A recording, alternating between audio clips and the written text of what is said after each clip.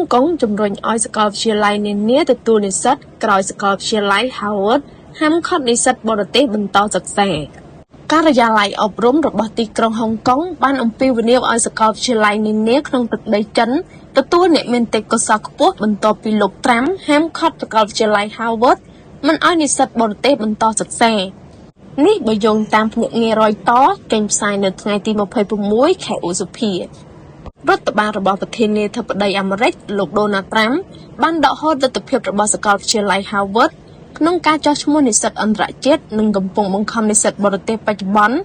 ទៅសាលាផ្សេងទៀតឬបាត់បង់ឋានៈស្របច្បាប់របស់ពួកគេការហាម5ដែលមានប្រសិទ្ធភាពសម្រាប់ឆ្នាំ2025-2026កើតឡើងនៅពេលរដ្ឋបាលបានលើកឡើងថាសាកលវិទ្យាល័យ Harvard បានជំរុញការប្រឆាំងនឹងសាសនានិងសម្របសម្រួលជាមួយបកកុម្មុយនីសចិនជនជាតិចិនមានចំនួនប្រហែល 1/5 នៃនិស្សិតបរទេសរបស់សាកលវិទ្យាល័យ Harvard ក្នុងឆ្នាំ2024ការិយាល័យអប់រំបានអំពាវនាវភ្លាមៗដល់សាកលវិទ្យាល័យទាំងអស់ក្នុងទីក្រុងហុងកុង